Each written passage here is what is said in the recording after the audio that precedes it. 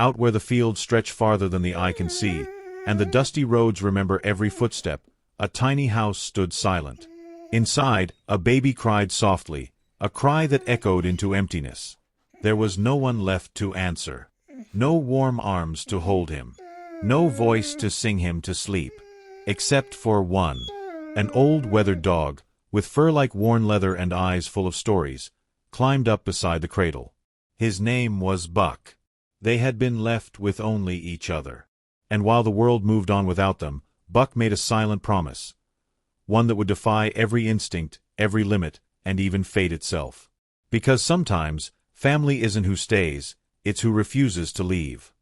Before we unravel this extraordinary bond between a forgotten baby and a loyal dog, make sure you like this video, subscribe to our channel, and hit the bell icon. You won't want to miss the ending. It's a story that will stay with you forever. The countryside was quiet that morning. The kind of quiet that makes you hold your breath without realizing it. Buck lay curled by the front door, his ears twitching at every sound. Several hours had passed since he had last seen the man and woman he knew. Hours without the warm clatter of pots and pans in the kitchen. Without the sound of boots stomping from the fields. Inside the house, baby Noah stirred in his cradle, his tiny fists waving helplessly in the air. His cheeks were red and tear-streaked. The old wooden floor creaked under Buck's paws as he slowly made his way to the crib. No one had come. The car that had taken his family away never returned. Only Buck remained, his heart beating in rhythm with the silence. He stood on his hind legs and rested his head against the cradle, nudging it gently. Noah's cries softened at the familiar touch. His wide, searching eyes met Buck's steady gaze. The house smelled of loneliness. But in that moment, Buck made a decision, deep in his old dog's soul, a decision bigger than hunger, bigger than fear. He would not leave him. Not today. Not ever. The second night fell hard over the countryside. The old house, once filled with the sounds of laughter and clinking dishes, now sat heavy under the weight of silence. The wind whispered through the broken window frames, carrying with it the scent of rain and earth. Buck stood guard by Noah's cradle, his body stiff and alert.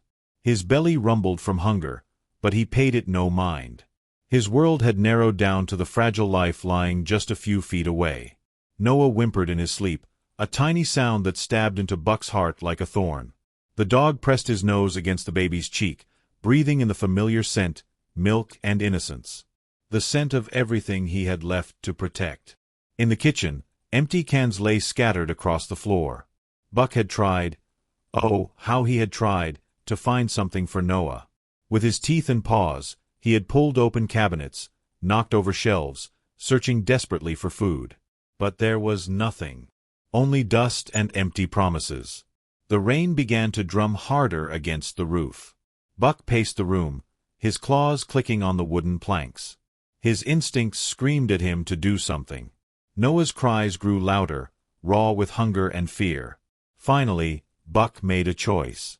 He nosed open the heavy front door, wedging his body through the gap. The world outside was dark and unfamiliar, fields that once smelled of fresh hay now slick with mud.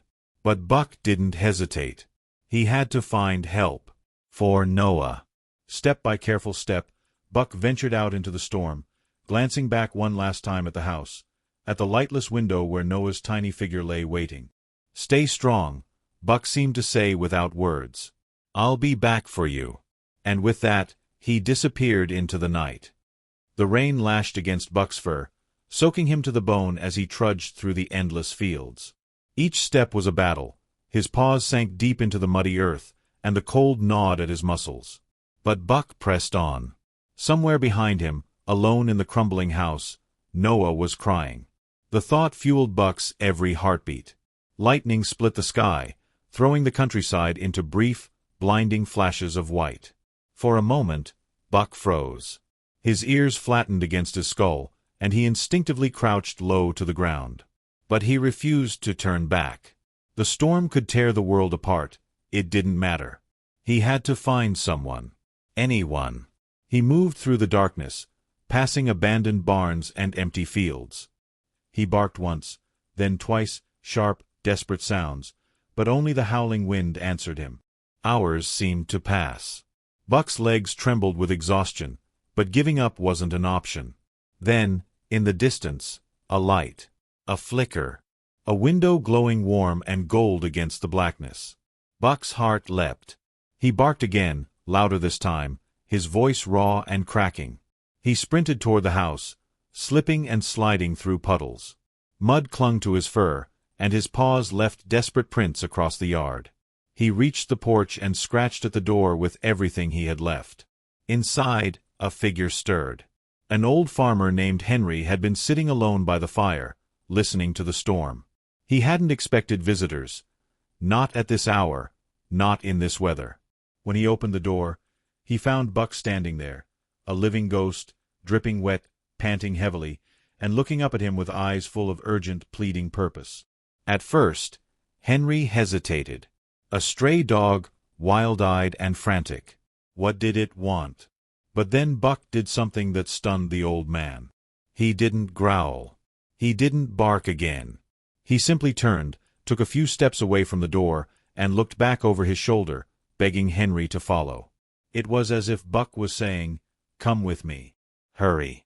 For a moment, man and dog stared at each other, a silent understanding bridging the space between them. Henry grabbed his coat and flashlight. Without another word, he followed Buck into the storm. Buck led Henry through the downpour like a creature possessed. The storm raged with unrelenting fury. Wind whipped through the fields, tearing at Henry's coat, threatening to push him off his feet. But Buck never slowed. His body moved on pure instinct, pure love, weaving through the countryside he knew by heart. The flashlight beam bobbed wildly in Henry's shaking hand, casting fleeting glimpses of the path ahead. Minutes stretched into eternity. Henry struggled to keep up, his boots slipping in the mud, but Buck's determination pulled him forward. Finally, there it was. The battered farmhouse loomed in the distance, sagging under the weight of the storm. One window flickered dimly, a fragile pulse of life in a world drowning in darkness. Buck bounded up the steps, barking frantically now, scratching at the door. Henry hurried after him, heart pounding in his chest. The moment he stepped inside, a shiver ran through him. The house was freezing cold, the air damp and heavy. Then he heard it. A soft, broken cry. Buck dashed ahead, weaving through toppled furniture and scattered debris. He found Noah where he had left him, curled in a corner, clutching the threadbare blanket, his tiny body trembling from cold and fear. The sight hit Henry like a fist to the chest. Noah looked so impossibly small, so fragile, a tiny flame struggling to stay lit against the storm's fury. For a heartbeat, Henry stood frozen, overwhelmed by the enormity of it all. But Buck moved without hesitation. He pressed his body against Noah's side, licking his face gently, reassuring him with soft, desperate whimpers. Noah opened his eyes, his lips trembling. When he saw Buck, his protector, his friend, he let out a tiny sound, somewhere between a sob and a sigh. Henry snapped into action. He shrugged off his coat and wrapped it around Noah, lifting the baby into his arms. The child was so cold, dangerously cold. Buck stayed right at Henry's side, refusing to let Noah out of his sight for even a second.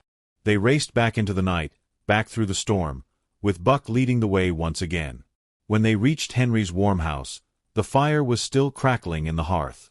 Henry set Noah down by the fire, rubbing his small hands, doing everything he could to bring warmth back into that fragile body. Buck curled up beside him immediately, sharing his body heat, his steady heartbeat, his very life. And slowly, so slowly, color began to return to Noah's cheeks. The tremors in his body eased. Henry watched in awe as the bond between boy and dog unfolded before him, something fierce and sacred. It was Buck's love, his unwavering loyalty, that had saved Noah's life. And Henry knew, deep in his soul, that this was no ordinary dog. Buck had become Noah's guardian angel. Morning broke slowly over the hills, casting soft golden light across the wet fields. The storm had passed, leaving behind a world washed clean, glistening and reborn. Inside the small, cozy farmhouse, Henry stirred from the armchair where he had dozed off, exhausted from the night before. By the fire, Noah slept soundly, bundled in thick blankets. Buck was right there beside him, his head resting protectively on the boy's tiny chest, rising and falling with each peaceful breath. Henry rose quietly, careful not to disturb them.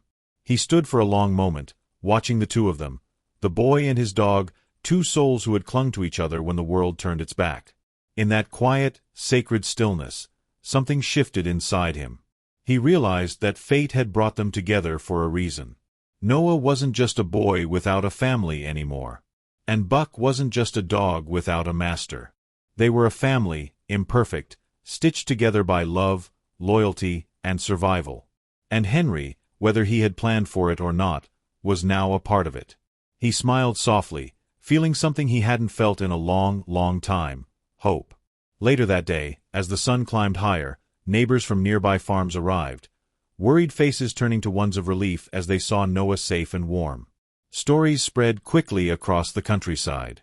People marveled at the dog who had saved the baby. Some called it instinct. Others said it was a miracle. Henry didn't care what they called it. He knew the truth.